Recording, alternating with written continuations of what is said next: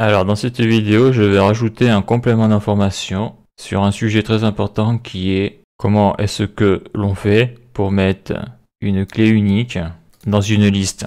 Donc comme on peut le voir ici, là j'ai une clé unique 1, 2, 3, 4, 5 parce que je récupère dans To-Do l'ID. Mais si on n'a pas d'ID, donc j'avais dit dans une des vidéos précédentes que l'on utilisait l'index du tableau, index 0, index 1, etc. pour avoir ici là une clé unique. Le souci de l'index c'est que ça commence par 0, 1, 2, 3, 4, mais si on a une autre liste sur la même page web là, eh bien on aura donc deux listes avec par exemple deux index 0, donc ça peut poser beaucoup de soucis avec React.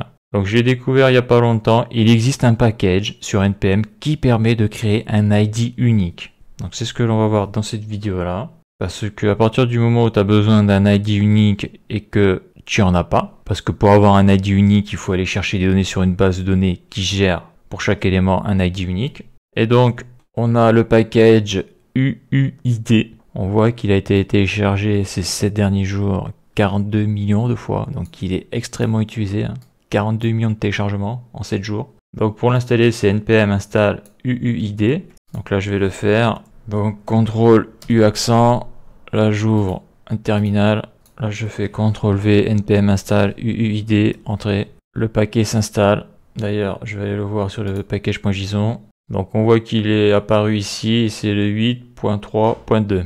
Donc, CTRL U, c'est bon. Je reviens ici. Donc, pour l'utiliser, donc create UUID. Donc, il faut importer le module. CTRL C.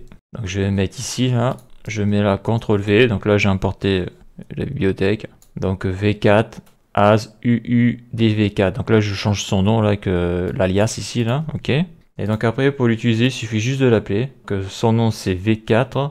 Et je change son nom et je le mets en UUIDV4 parce que j'appelle UUIDV4. Et ça va me générer une clé unique, comme ça. Donc je me mets ici, là. Donc je me mets à l'endroit où je veux l'ID. Donc ici, là, donc là, j'ai bien le data, c'est les données. Le slice, c'est pour pas afficher les 200 éléments. Le map, donc c'est pour faire l'affichage de chaque élément sur la page. Et donc la key est ici. Donc au lieu de mettre todo.id, parce que bon, c'est vrai que là j'avais un ID, là je remplace tout par ça.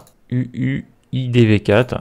Donc si j'actualise, est-ce que ça marche toujours mon truc? Bon, on voit que ça marche toujours. Hein. J'affiche bien les deux todo. Ça fonctionne, ok. Et donc si je me mets ici, on voit que ça m'affiche bien donc les 5 contenus là. Et on voit que la clé là, eh bien la clé elle est là. Et on voit que vraiment la clé unique, elle est balèze. Donc c'est une clé unique parce qu'elle est générée en partie avec le timestamp. Donc le timestamp c'est précis à la milliseconde. Donc je pense qu'il doit donner des explications, mais ce que je veux dire par là, c'est que tu ne peux pas avoir deux fois la même clé, quoi, le même ID.